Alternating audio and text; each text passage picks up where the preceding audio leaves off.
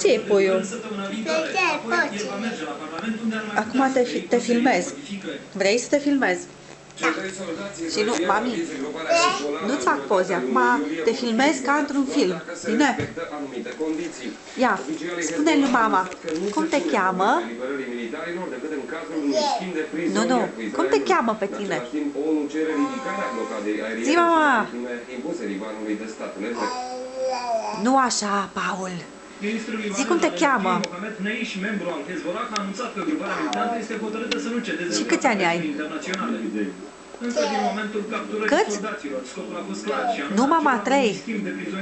Nu, atâția canterian. 3 ai, da? Și pe...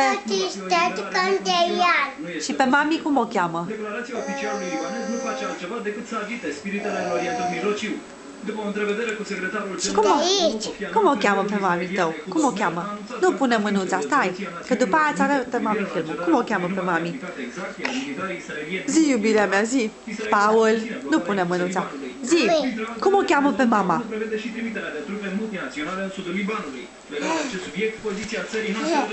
Zi, îi spui lui mami, îmi spui cum o cheamă pe mami? Paul, cum? Licia. Și pe tati cum îl cheamă? Luci. Pe cine iubești tu cel mai mult din lume? Mama. Pe mami o iubești? Da. Dragostea mea, tu ești o iubire mică, da? Da. Gata.